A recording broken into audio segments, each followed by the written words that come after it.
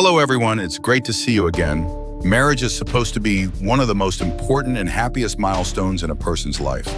But unfortunately for South Korean female soldier Lee Ye-rim, it meant something entirely different. After many years of dating, she and her boyfriend finally decided to register their marriage. They thought this would be a turning point that opened a new chapter full of happiness. However, that very night, Lee Ye-rim chose to end her own life.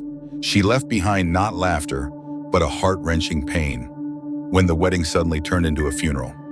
Before taking her own life, Lee Ye-rim recorded a video.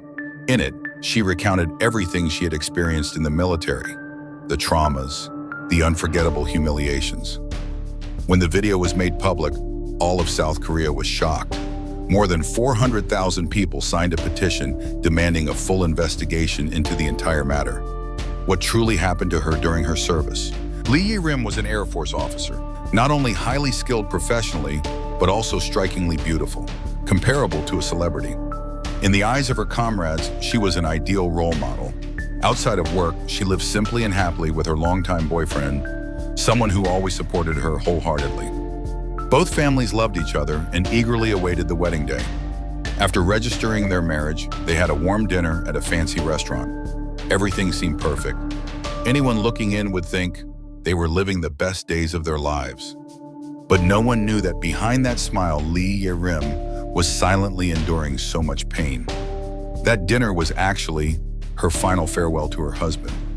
After the meal, he had to work the night shift. Lee Ye-rim saw him off to his workplace, then returned to the dormitory on the base. Before taking her own life, she even prepared breakfast for him, as if she would still be there the next day, still a thoughtful wife. She even called and talked normally, her voice cheerful, as if nothing was wrong. Before going to sleep, she sent him a goodnight message. No one could have guessed that it was her final farewell. The next morning, her husband came home. He opened the door and froze. His wife was lying motionless. She had passed away. According to him, there was no sign of anything unusual the night before. She still called and messaged as usual. He couldn't have imagined that behind the words "goodnight" was a deep despair. Beside Lee Ye-rim's body was her phone. Inside was the final video, her last message to the world. In the video, her eyes were filled with sadness and despair. She shed tears as she recounted the suffering she endured in the military, being assaulted, humiliated, and belittled. The most heartbreaking part was no one helped her. They knew what happened but chose to stay silent, even mocking and defaming her. Lee Ye-rim once believed that if she had enough courage to speak out, justice would protect her. But it didn't happen. The perpetrators formed alliances to silence her, even threatening and forcing her to withdraw her accusations. She felt tainted, that she was no longer worthy of being the wife of the man she loved. And then she chose death as her final way to speak out, to expose those who had harmed her.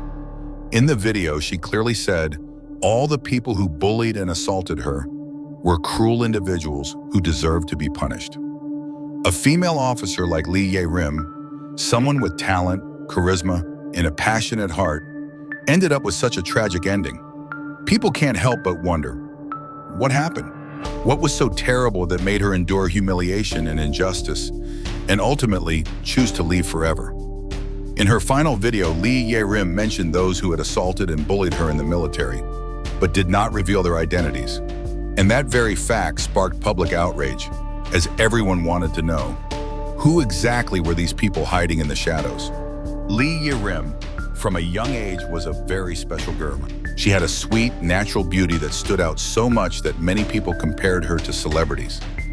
Talent scouts even approached her, inviting her to enter the entertainment industry. Everyone thought, with such looks, she could easily become a famous star. But no, Lee Ye-rim refused them all. Her friends couldn't understand why she would pass up such a golden opportunity. However, only she knew what mattered most. She once said the spotlight of showbiz was not the path for her, because from a young age, she had a very clear plan for her life: to become a soldier. She was born into a middle-class family in Seoul. Both her parents had stable jobs and good incomes, and most importantly, they always supported whatever choices their daughter made. Thanks to her family's unconditional support, Lee Ye-rim had the opportunity to freely pursue her passion.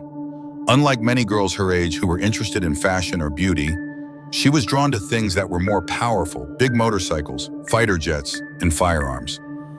It might sound like a character from a movie, but Lee Ye-rim was very real, and she had a strong sense of justice. When faced with injustice, she never stayed silent. Seeing someone being bullied, she was always ready to stand up and protect them. With her determined personality and relentless effort, she finally reached her dream, becoming an Air Force officer. But ironically, the path she had poured her heart into didn't bring her happiness. Instead, it turned into a nightmare she could no longer endure. In 2017, Lee Ye-rim joined the 20th Fighter Squadron of the South Korean Air Force, a renowned unit considered one of the most elite in the country. This unit was established in 1996, stationed in Seosan, and has collaborated multiple times with the U.S. military in joint exercises. It is regarded as the face of the South Korean Air Force. When she was accepted into this unit, Lee Ye-rim was very proud.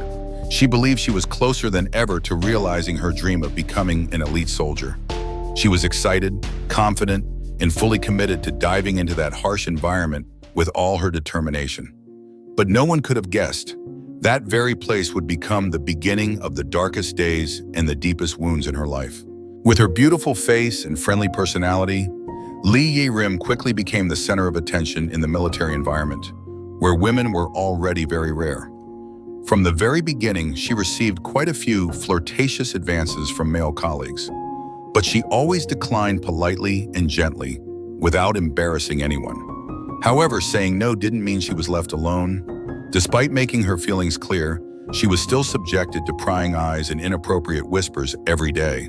Some even uttered vulgar remarks behind her back, mocking her as if she wasn't a soldier but merely entertainment for their boring lunch breaks.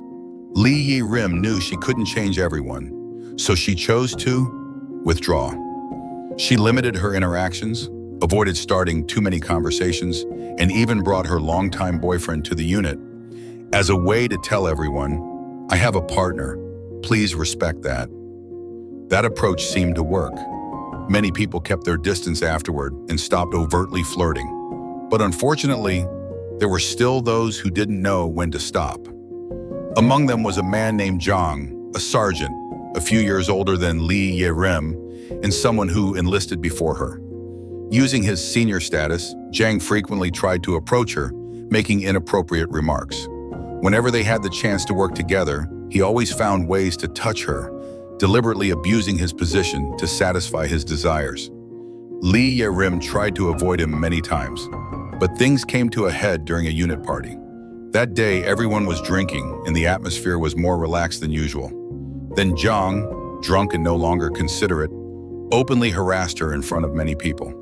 The heartbreaking thing was, no one stood up to defend Lee Ye-rim. Everyone turned their eyes away, silent, as if nothing had happened. Unable to endure it any longer, Lee Ye-rim sprang up, pushed Jang away, and openly confronted him right there. She was no longer afraid or submissive, but it was precisely that strong action that made Jang resentful. From that day on, he harbored a grudge against her, and the story began to take a darker turn. After the incident with Sergeant Jang, Lee Ye-rim thought the worst was behind her.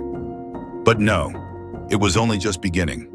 Sometime later, she was approached by her superior, Lieutenant No. He called her in and bluntly asked her to attend a party with him as his companion. Hearing that, Lee Ye-rim felt uncomfortable. She immediately refused. She didn't want to get involved with those cold, scheming people anymore. But No was unhappy with her answer. Immediately, his attitude changed. From gentle, he turned threatening. He said that, as her superior, he could make her future in the military very difficult if she did not cooperate. Cornered, Lee Ye-rim had no choice but to reluctantly agree. But she never expected that party would become the turning point that pushed her life into an abyss. That day, when she entered the party venue, the first thing that made her wary was the presence of Sergeant Jang. He had also been invited. A feeling of unease immediately rose within her, but she remained calm. Throughout the party, she didn't drink a single drop of alcohol, keeping herself completely alert. As the party ended, Lieutenant No hurriedly said he had to leave early. Li Ye-rim didn't want to stay long either, so she prepared to leave. But as she was about to go, Sergeant Zhang, now slightly drunk, blocked the door. He said he had drunk too much and couldn't drive himself home, and asked her to take him back. Li Ye-rim didn't want to get involved any further, but seeing he was truly not sober, she agreed. On the way, when the car entered a deserted stretch of road, Zhang suddenly asked her to slow down. Before she could understand what was happening, he abruptly jumped up, grabbed the steering wheel, pulled out the car key and lunged to restrain her. Li Ye-rim was completely taken by surprise. She panicked, resisted, begged, and struggled desperately to escape. But in the darkness, with superior strength, Zhang raped her. Right there in her own car, Li Ye-rim returned to the base feeling as if she had fallen into hell. She couldn't believe what had just happened. In pain, humiliation, and despair, she had only one thought: Zhang must pay.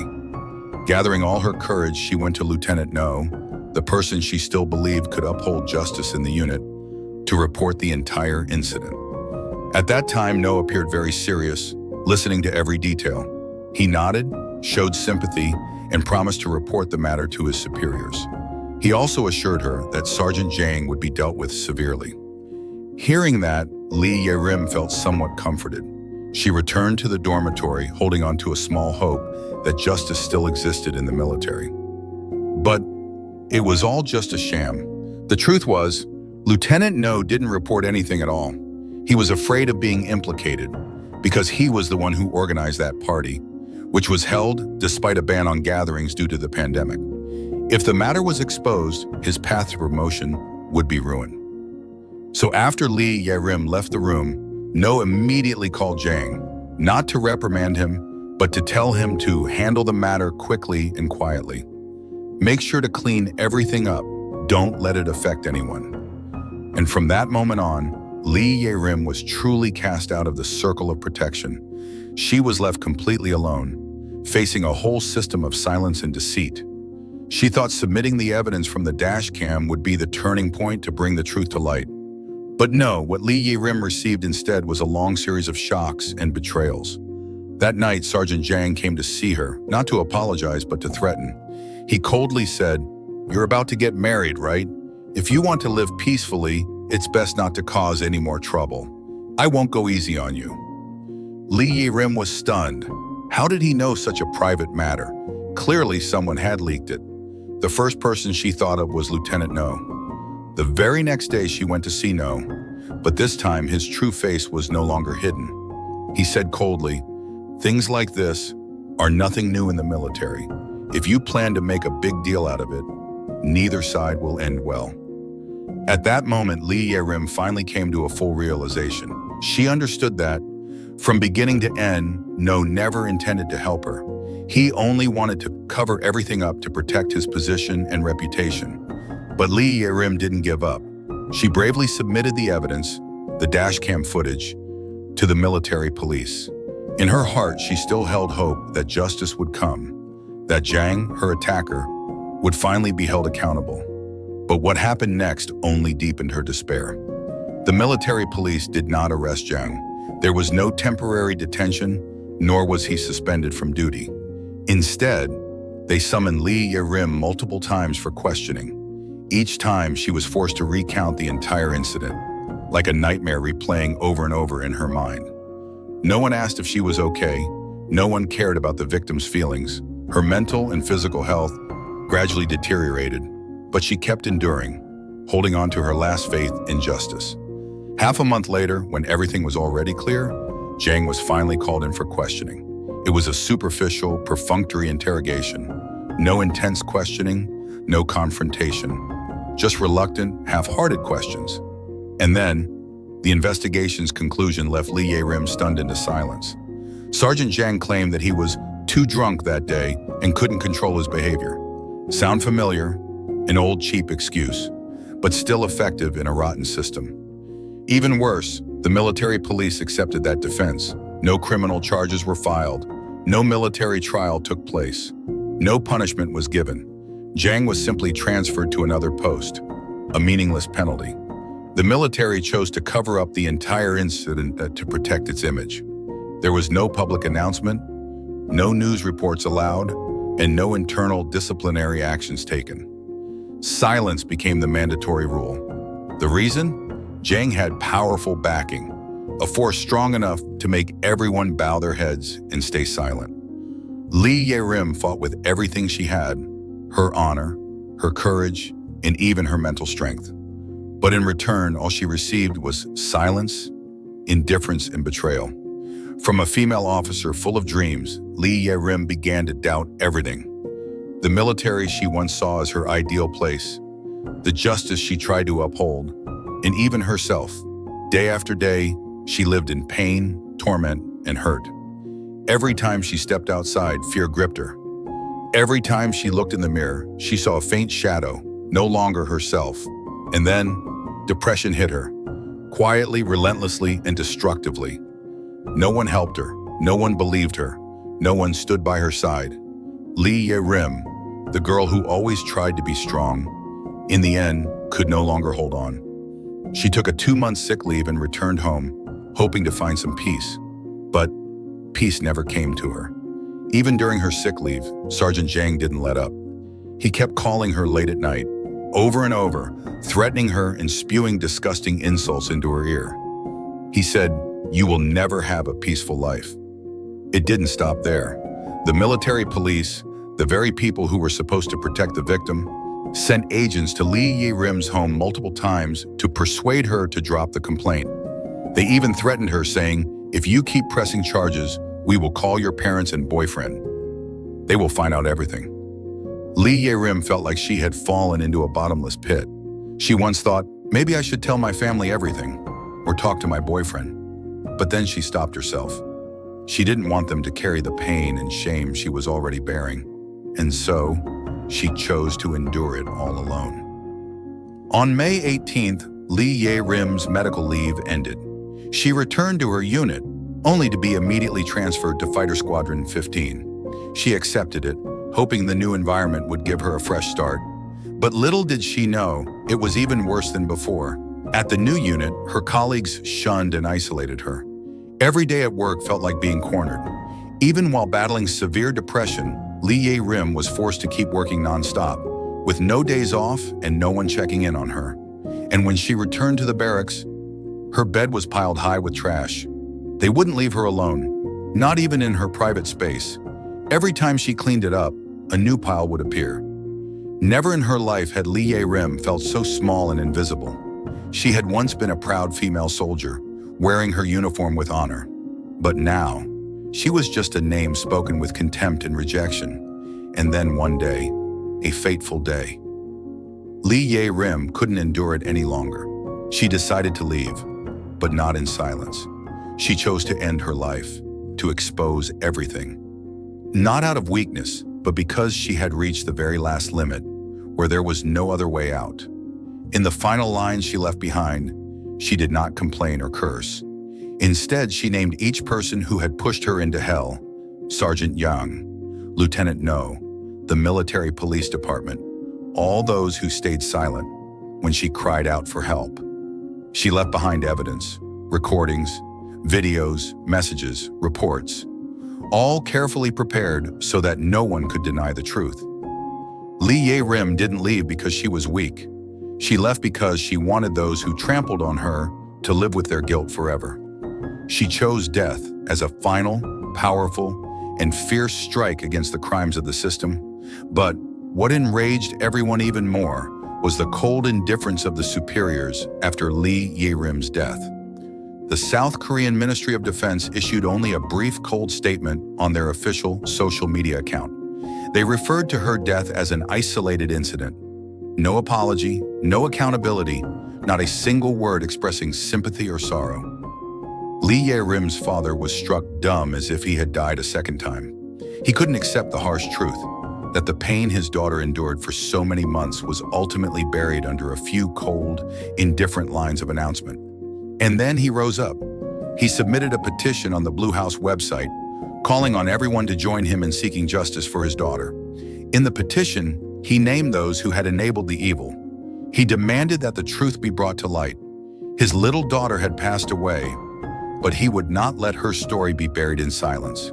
And what no one expected happened. In just 2 days, over 400,000 people signed the petition. South Korea was shaken to its core. People everywhere were outraged. Why was a female soldier treated like this? Under the pressure of public outcry, the Ministry of National Defense was forced to take action. Within just 48 hours, Sergeant Yang was urgently arrested. This time, he could no longer deny anything. He confessed to all his crimes and even revealed that he had previously assaulted another female soldier. Although South Korea's legal system is usually lenient with sexual offenders, this time the public would not let them turn a blind eye. Sergeant Yang was finally sentenced to 9 years in prison. But the sad truth is, those who covered up the case, those who abandoned Lee Ye-rim when she cried out for help, remain untouched and safe. Ye-rim's father did not give up. He hired a lawyer and directly sued those who deliberately covered up and tampered with the investigation. Then, the lawyer uncovered an even more horrifying truth. Besides Sergeant Yang, Lee Ye-rim had also been abused by several other superiors. Public outrage reached its peak. The Chief of Staff of the South Korean Air Force was forced to resign. The Minister of National Defense issued a public apology to the entire nation. Even former President Moon Jae-in made a public statement, promising to bring change and protect the rights of military personnel. Lee Ye-rim is gone, but her passing shook an entire system. She used her own life to force society to face the truth head-on. And though many lament, if only she had been protected sooner, the important thing is, she did not die in vain. There are still many others like Lee Ye-rim, living in silence, in fear, and in the shadows. This story speaks for them. What do you think about this case? Please leave your comments below. I really want to hear your thoughts. And if you're interested in stories like this, don't forget to like, share, and subscribe to the channel so you won't miss the upcoming episodes. See you next time.